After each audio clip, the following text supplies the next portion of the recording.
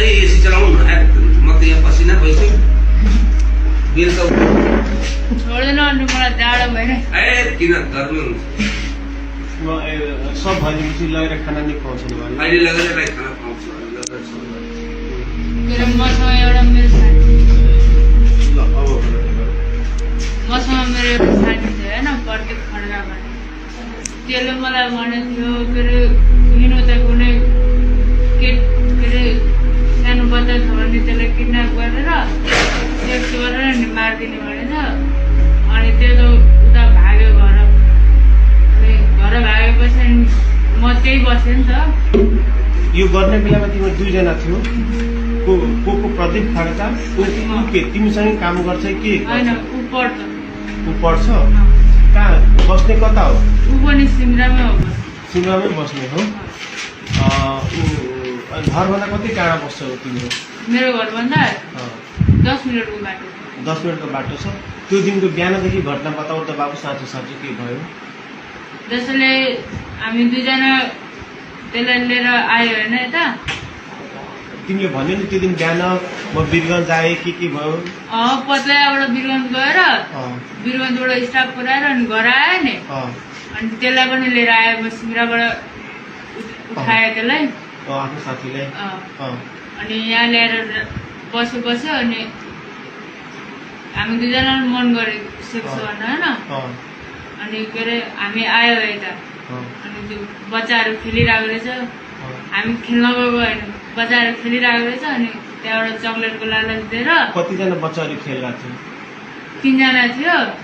2 जना केटा थियो एउटा केटी थियो अनि केटी चाहिँ यही डर के अरे गढीमा रहेछ पहिलेबाट चिन्थ्यो त्यो नानुलाई चिन्दैन थियो जबदेखि त्यो गाडी चलाउन थाल्यो नि अनि कहिले काहीँ गाडीमा के अरे खेल्न आउँदो रहेछ त्यो खेल्न आएको समयमा म हुँदैन थिएँ त्यहाँ अनि के अरे अस्ति चाहिँ भेटाएको थियो अनि त्यसलाई नि गर्नु मन लाग्थ्यो घरमा कोही पनि थिएन त्यसको नि कोही पनि थिएन मेरो नि कोही थिएन लिएर आयो जति मन गर्यो चक्लेट किन्यो अनि त्यो त्यहाँबाट भन के भयो चक्लेट किनेपछि अनि त्यसलाई लिएर गयो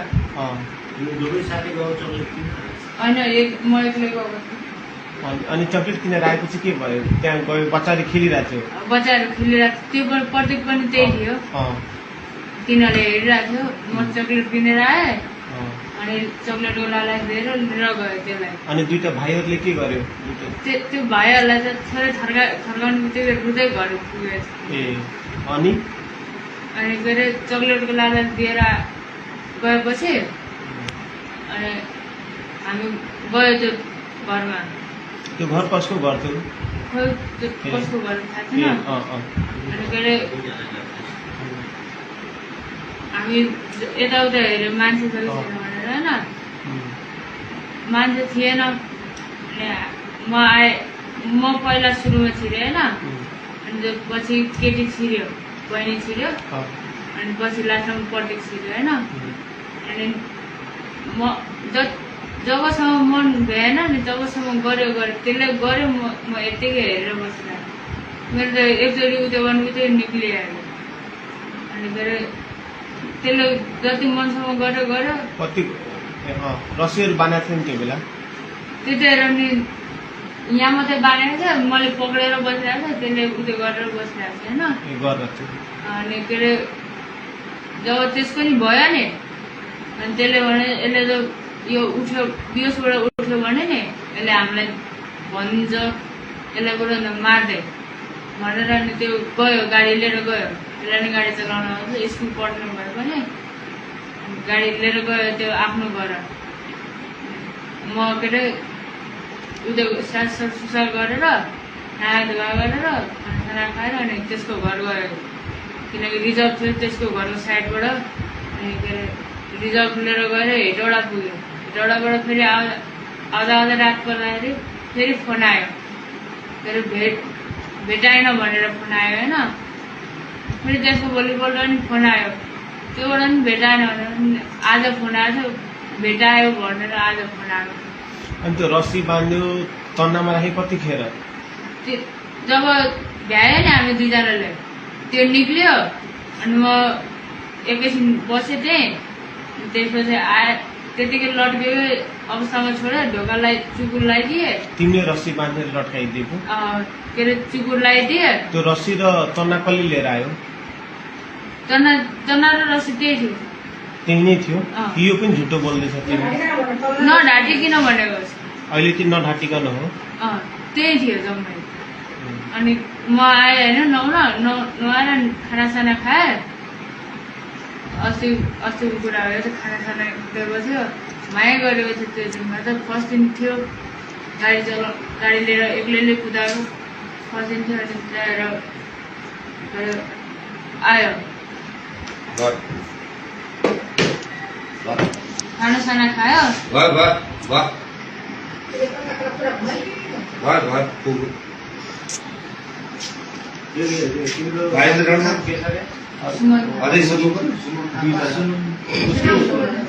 सुमन प्रदीप खड्का र तिमी सुमन लामा सुमन थापा तिम्रो नाम चाहिँ के हो सुमन अनि तिमीसँग त्यो गएर त्यो पनि सेक्स गर्ने एकजना तिम्रो साथीको हो प्रदीप खड्का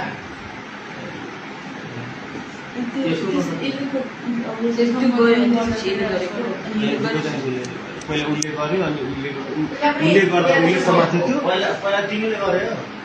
अनि पहिला त्यसले गर्यो अनि पछि मैले गर्दाखेरि चाहिँ के भयो मेरो झरिहाल्यो क्या एकैछिन अनि तिमीले गर्दा उसले गर्दा तिमीले बच्चालाई समातेको थियो अनि तिमीले गर्दा उसले समातेको थियो उसले समातेन ऊ भाग्यो गाडी लिएर भने थुनायो गाडी त्यहीँ राखेको थिएँ त्यो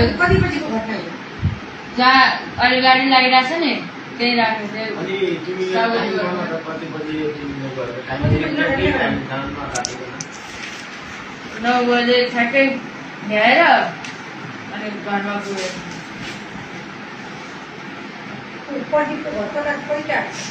सिमरा चौकबाट जसले मेरो घर पुग्छ नि त्यो मेरो घर पुग्नुसम्म त्यसको घर आइपुग्यो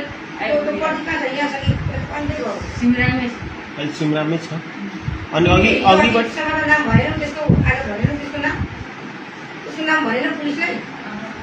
डर लागेको थियो हल्का किन म त सिमरामा छु एक्लै छु छुटिहाल्छु जस्तो लाग्यो मलाई नै लास्टमा म कलाई नै आइपुग्नु पऱ्यो नि त त्यसो हल्का डर लाग्यो त्यो पनि खलासी नै हो त्यो खलासी होइन पढिरहेको कसको छोरो त्यो त्यसको मम्मीको नाम चाहिँ थाहा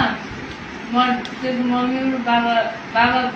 ब्रिटिसहरू हो मम्मी चाहिँ विदेश हुनुहुन्थ्यो भनिरहेको प्रदीप खड्का नाम छ तिमीले जत्रो मैले त 16 वर्ष घर